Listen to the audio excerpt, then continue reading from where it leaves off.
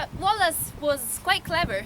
He waited there, just teasing with his presence the English garrison in the castle, until they decided to cross the bridge to go and face it.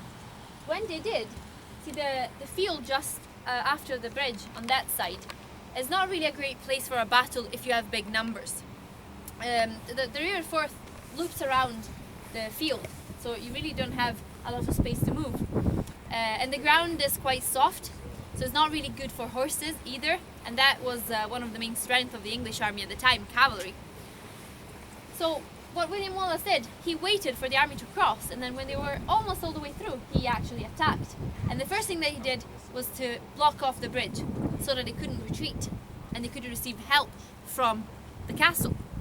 And after that, it was relatively easy, and he won the battle even if he didn't really have the numbers, just because the English army couldn't really move where they were.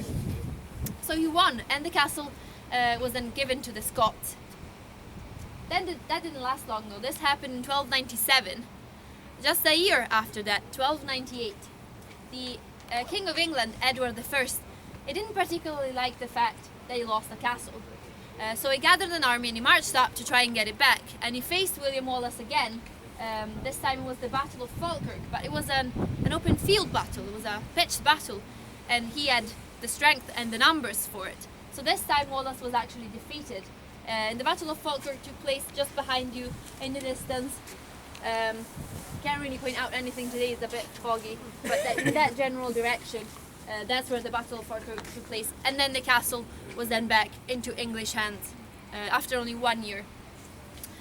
Now if you go to the other side of this structure that we're standing on, I'll tell you about another important Scottish victory, one during the